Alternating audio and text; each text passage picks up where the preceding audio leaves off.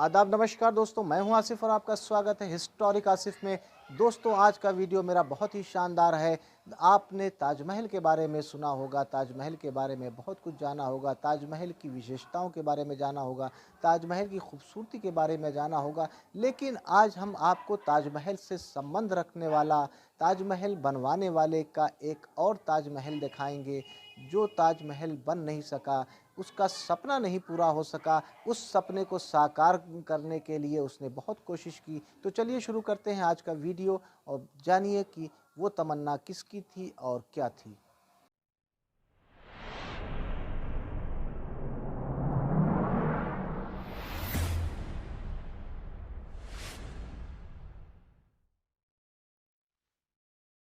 दोस्तों, ताजमहल का नाम आते ही हमारे मन में शाहजहां और मुमताज़ का ख्याल आता है। उनकी तस्वीर हमारे जहन में आ जाती है। भारत के उत्तर प्रदेश में स्थित ताजमहल पूरी दुनिया में मशहूर है। भारत के ही नहीं बल्कि विदेशों से आए पर्यटक तक ताजमहल को देखे बिना वापस नहीं जाते हैं। सफ़ेद संगमरमर से बनी इस खूबसूरत इमारत के करोड़ों लोग दीवाने हैं। ताजमहल को मुग़ल बादशाह शाहजहां ने अपनी बेगम मुमताज़ महल की याद में बनवाया था। सफ़ेद संगमरमर से बने ताजमहल के बारे में तो आप सभी जानते हैं, लेकिन क्या आपने कभी काले ताजमहल के बारे में सुना है? जी हाँ, दुनिया में सफ़ेद संगमरमर से बना ताजमहल के साथ साथ एक और ताजमहल भी है, जिसका रंग काला है। शाहजहां ने अपनी वसीयत में इस ताजमहल का जिक्र कर रखा है। आज हम आपको उसी काले ताजमहल के बारे में बताने जा रहे हैं।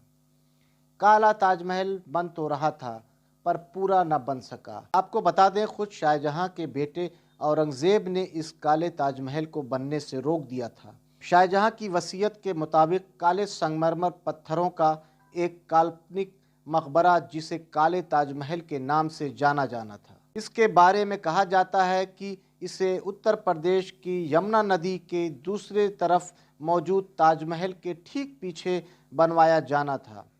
शाहजहां ने अपनी पत्नी मुमताज़ से भी कहा था कि वो उसके पास ही अपना मकबरा बनवाएंगे, लेकिन शाहजहां का ये सपना पूरा ना हो सका, क्योंकि औरंगज़ेब ने शाहजहां को कैद कर लिया था और औरंगज़ेब ने अपने पिता की अंतिम इच्छा पूरी नहीं की। 22 जनवरी 1666 ईस्वी में शाहजहां इस दुनिया को अलविदा कह गए।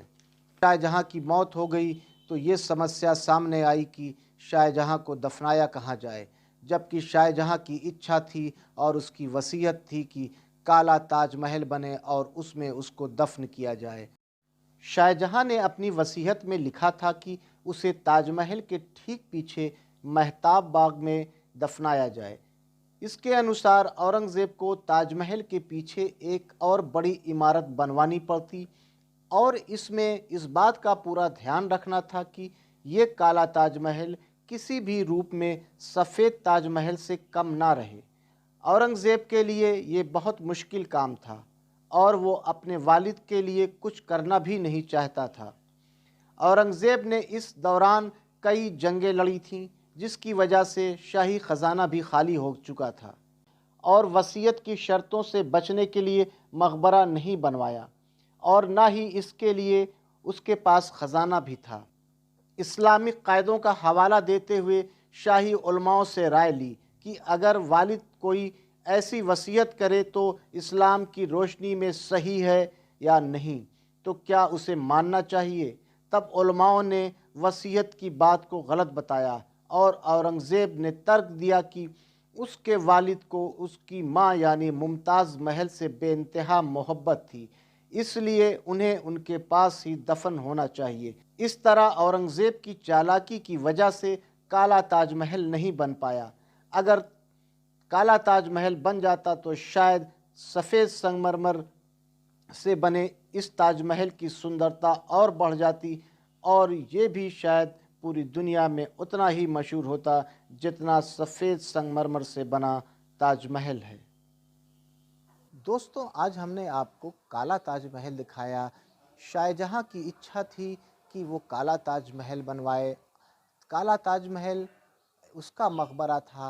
मुमताज़ महल के लिए उसने सफ़ेद संगमरमर का ताजमहल बनवाया था और उस ताजमहल में मुमताज़ महल को दफ़न किया गया था। लेकिन शाहजहाँ का सपना था कि मुमताज़ महल के सामने ही एक काला ताजमहल बनाया जाए और उसमें मुझे दफ़न किया जाए।